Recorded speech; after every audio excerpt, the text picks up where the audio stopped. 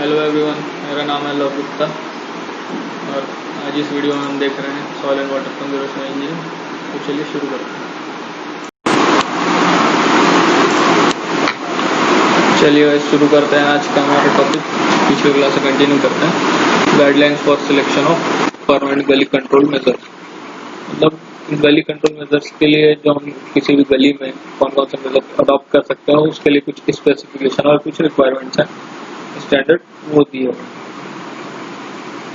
The selection of structure for gully treatment is performed on the basis of degree of control or protection required and size of watershed contributing the runoff to the gully, mainly to ensure long life and greater stability. तो long life और greater stability के लिए जो selection है वो proper होना चाहिए किसी भी गली में। उसके डिस्चार्ज और हेड के अकॉर्डिंग कौन सा स्ट्रक्चर अडॉप्ट करना है वो यहाँ पे देख रहे हैं। तो जो भी स्ट्रक्चर है वो 50 ईयर के रिटर्न पीरियड के बेसिस पे डिजाइन किया जाता है। देन यहाँ पे टेबल दिया हुआ selection of structure based on discharge and control head. तो यहाँ पे एक दो स्ट्रक्चर जो है और एडिशनल है, लाइक हुडेड इनलेट स्पिलवे या मोनोलिथिक ड्रॉप इनलेट स्पिलवे। तो ये एक्स्ट्रा और टाइप्स होते हैं जो कि हमारे सिलेबस में है नहीं, तो इन सब चीज़ों के बारे में देख लेते हैं नाम इनका। स्ट्रक्चर दिया हुआ है, डिस्चार्ज कितने डिस्चार्ज के और कितने हेड के लिए कौन सा स्ट्रक्चर सूटेबल है उस टेबल में दिया हुआ है। जैसा कि डिस्चार्ज अगर किसी गली में 0.3 to 3 मीटर क्यूब पर सेकेंड है और उसमें हेड अगर 1.2 to 2.4 है मीटर, तो ड्रॉप स्पिलवे या फिर हुडेड इनलेट स्पिलवे यूज कर सकता हूँ आप उस जगह पर। वैसे सभी स्ट्रक्चर्स के बारे में दिया हुआ है, लाइक टूथ स्पिलवे जिसके लिए डिस्चार्ज 24 to 45 मीटर क्यूब पर सेकेंड है। ये एक हिसाब से भी बोला जाए तो उस स्ट्रक्चर के लिए लिमिट है कि उसमें उतना हेड होना चाहिए या उतना डिस्चार्ज होना चाहिए। तो ये हो गया। देन नेक्स्ट है gully control measures based on gully gradient. तो गली कंट्रोल मेजर्स यहाँ पे दिए हुए हैं based on gully gradient. First है the status of gully gradient effect the type of measure to be used for gully erosion control. First दिया हुआ है यहाँ पे लो ग्रेडियंट जो कि आता है 0 to 25% स्लोप, और हाई ग्रेडियंट मतलब more than 25% slope. The suitable control measure depending on the gradient are outlined as under. Then first है low gradient gully control measures, जिसमें आता है ग्रास्ड वाटरवे। ग्रास्ड वाटरवे मतलब सिंपल टर्म है कि कोई वाटरवेज है, कोई ओपन चैनल है, उसको ग्रास्ड कर दिया गया, वहाँ पे वेजिटेशन कर दिया गया, उसी को सिंपली बोला जाता है ग्रास्ड वाटरवे। मतलब वाटर के लिए एक वे प्रोवाइड किया जाता है जिसमें कि वेजिटेशन होता है। In the gully slope is small that is less than 5% and the gully is quite wide that is more than 20 feet than grass waterways when carry the medium to large flow of discharge. In grass waterway, however, there may be the problem about initial stabilization of vegetation, but the selecting a suitable species of grass, this problem can be solved. तो यहाँ पे mainly जो grass waterway का जो efficient working है, working condition है, वो mainly depend करता है सॉइल टाइप पे और कौन सा स्पीशीज को जो वेजिटेशन है या वीड है जो भी उस वाटरवे में ग्रो करना है उसके सिलेक्शन पे डिपेंड करता है। The practice such as fertilization and moving of vegetation can be followed for development of proper vegetation density also by using proper land management practice अब वो gully area the grass waterway can be maintain to long period. The design and construction of grass waterway मतलब next chapter में है ये, जो कि हमारे syllabus में उतना डिटेल में है नहीं। Combination of grass waterway and drop structure. तो किसी गली में इरोजन कंट्रोल करने के लिए, उसके एनलार्जमेंट को रोकने के लिए सिर्फ वाटरवे के साथ वाटरवे बस नहीं या सिर्फ स्ट्रक्चर नहीं, दोनों का कॉम्बिनेशन का भी यूज किया जा सकता है, उसके बारे में दिया हुआ है। इफ ग्रेडियंट ऑफ गली profile is 5 to 10% and grass waterway become ineffective. तो ग्रास वाटरवे का ये लिमिटेशन है कि जो ज्यादा लिमिट है 5% ज्यादा स्लोप होता है तो उसमें इनइफेक्टिव हो जाता है उसका कंस्ट्रक्शन जो है। तो उस केस में ड्रॉप स्ट्रक्चर भी जो है एडिशनली उसमें यूज किया जा सकता है। Drop structure reduce the effective slope of waterway below the upper limit of 5% for use of grass waterway. The drop structure could be either through the spillway or grade control structure. तो कोई सा भी spillway grass waterway के साथ में भी use कर सकते हैं। जनरली जो है श्रुत स्पिलवे सुटेबल होता है ग्रास वाटरवे के साथ में। और जो अदर स्ट्रक्चर जो है ड्रॉप इनलेट स्पिलवे या फिर स्ट्रेट ड्रॉप स्पिलवे, तो उसमें प्रॉब्लम एक तो पाइप इनलेट वाले में जो है कॉन्ड्यूट वाले में डेब्राइस की वजह से क्लॉगिंग की प्रॉब्लम क्रिएट हो सकती है ग्रास वाटरवे में। और दूसरा जो है स्ट्रेट ड्रॉप स्पिलवे, उसमें रूटिंग की वजह से स्ट्रक्चरल डैमेज हो सकता है वेजिटेशन के, तो उन दोनों स्ट्रक्चर को जनरली अवॉइड किया जाता है। ज़्यादातर सुटेबल होता है श्रुत स्पिलवे ग्रास वाटरवे के लिए। देन नेक्स्ट स्ट्रक्चर है grade control structure. These are used for spilling the contracted flow at steep slope such as gully head or steep gully gradient. This type of spillway is constructed with the help of rock, concrete block.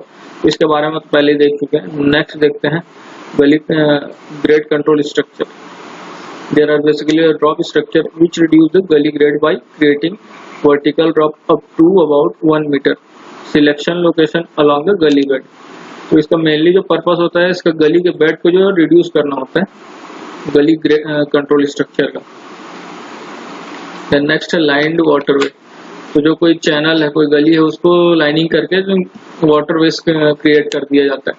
It is situation when the slope bed is from 10 to 25% through out the land, then the entire slope length of gully section could be lined by using erosion resisting materials such as rocks, gabion matrices or concrete blocks to check the gully erosion. तो lining करने से मतलब ये नहीं कि पूरे के पूरे लेंथ को, गली के पूरे लेंथ को ही लाइनिंग कर दिया जाता है। तो कई 100 मीटर तक के भी होते हैं जो चैनल से जो गली इरोजन होता है, गली के जो लेंथ है कई 100 मीटर तक के भी हो सकते हैं। तो पूरे लेंथ को नहीं किया जाता, उसमें सिर्फ एक क्रॉस सेक्शन या फिर जहाँ पे ज़्यादा इरोजन होता है या फिर जो हमारा फील्ड है जो हमको इफेक्ट कर सकता है उसके आसपास है, तो ऐसे जगह को चूज करके वहाँ पे जो है लाइनिंग की जाती है रॉक्स के थ्रू, गैबियन स्ट्रक्चर्स के थ्रू या फिर कंक्रीट ब्लॉक्स का भी यूज किया जाता है। For this purpose the concrete is not recommended because of involvement of heavy cost. तो गैबियन स्ट्रक्चर जो है वो मोस्ट सुटेबल और फ्लेक्सिबल होते हैं, इसके बारे में पहले देख चुके हैं पिछले क्लासेस में। तो गैबियन स्ट्रक्चर मोस्टली यूज किया जाता है ऐसे जगह पे भी। देन नेक्स्ट है surface water inlet and buried tile line. The surface water inlet such as catch basin, perforated riser pipe connected to underground tile line system should be very efficient to remove the runoff water from small area. तो ये simply यहाँ पे drainage equipments के बारे में बात कर दी जा रही है। सरफेस वाटर इनलेट और बरीड टाइल लाइन, कुछ ड्रेनेज सिस्टम डाल दिया जाता है उस जगह पे। Then next high grade control measures. तो अगर ग्रेड ज़्यादा है तो उस जगह पे क्या यूज कर सकते हैं हम या फिर क्या मेजर्स यूज हो सकते हैं। तो drop pipe inlet structure use हो सकता है, high drop inlet structure use हो सकता है, स्लोप्ड पाइप स्ट्रक्चर यूज हो सकता है।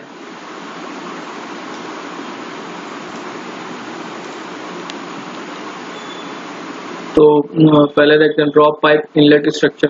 When gully slope is very high, then pipe inlet system can be suitably used to check the erosion problem from gully section. By this structure, the high velocity water flow is allowed through an enclosed pipe system to an outlet.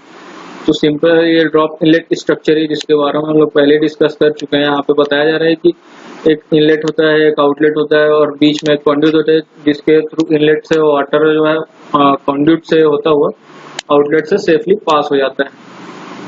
This structure consists of vertical pipe connected to a horizontal pipe is installed at approximately 1% grade.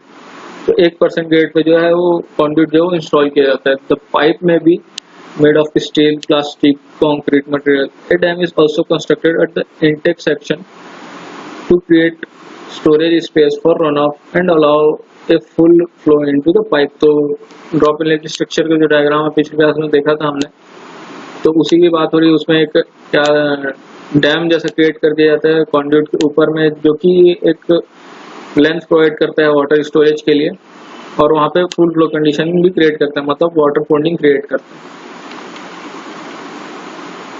इसके design के बारे में हम लोग आगे अभी पढ़ेंगे। Then next है high drop inlet structure. This structure is similar to drop pipe structure but height of vertical pipe is about 5 feet and horizontal pipe follows the gully profile. This structure is used for steep gully drops greater than 5 feet. The next है sloped pipe structure. The sloped pipe structure consists of a sloping pipe. It is used when drop exceeds 5 feet. A catch basin is conjunction with buried in tile line can also be used to convey the runoff water from small watershed down the steep slope. Sloped pipe structure है मतलब इसमें simple construction होता है किसी sloppy area में उस channel में directly एक पाइप डाल दिया जाता है, एक टाइल बिछा दी जाती है वहाँ पे जहाँ का ड्रॉप 5 फीट से ज्यादा हो सकता है. The different drop pipe inlets है डिफरेंट फ्लो कैपेसिटीज. तो डिफरेंट साइज के जो पाइप्स होते हैं उनका यूज किया जाता है जो कि जिनकी कैपेसिटी डिफरेंट हो सकती है क्या होती है डिफरेंट साइज वेरी करेगा तो उसकी कैपेसिटी भी वेरी करेगी. More than one drop inlet system can be used at one gully side to handle the design flow. Then next है biological fixation of small gullies. तो बायोलॉजिकल फिक्सेशन का मतलब है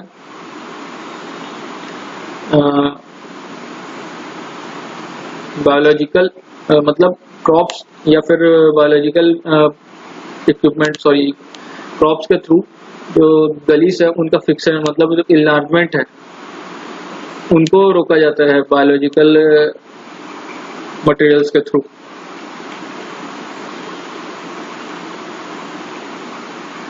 The soil erosion from small gullies varies considerably from one region to another depending on the extent of degradation. तो जो erosion है वो area पे डिपेंड करता है, जनरली वेरी करता है सॉइल पे, मतलब काफ़ी सारी चीज़ों पे डिपेंड करता है. फैक्टर्स के बारे में पढ़ चुका है, क्लाइमेट है, टोपोग्राफी है, इन सब चीज़ों पे डिपेंड करता है.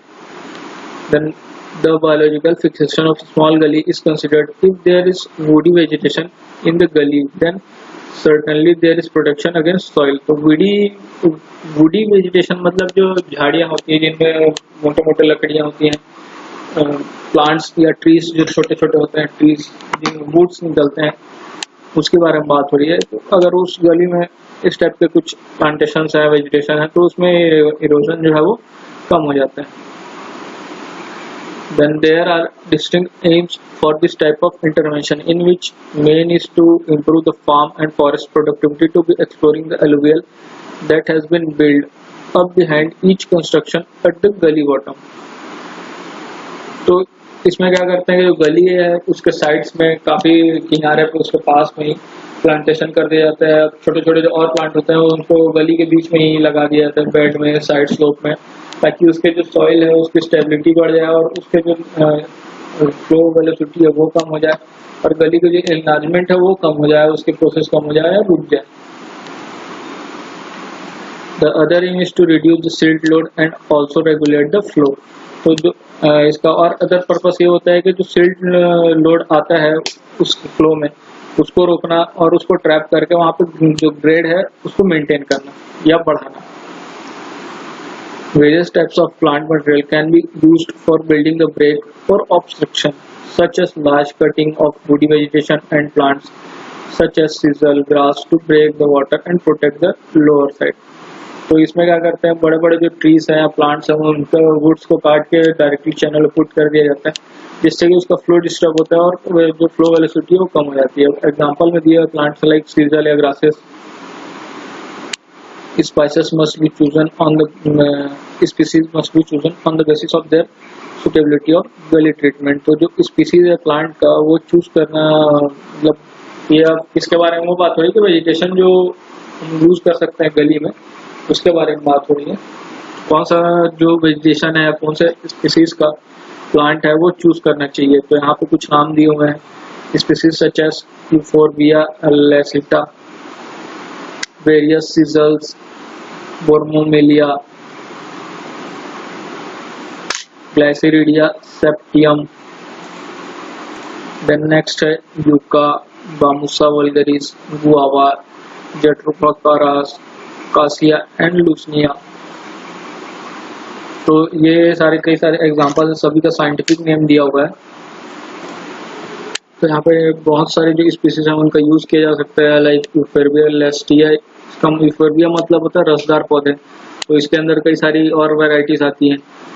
और जैसा कि यहाँ पे देख सकते हैं बोरमेलिया है, तो ये ग्रास वैरायटी की जो है मतलब ग्रास जो वैरायटी है ग्रास है इसके अंदर आती है, मतलब कई सारी स्पीसीज ग्रास की बोरमेलिया के जो है उस स्पीसीज के अंदर आती हैं।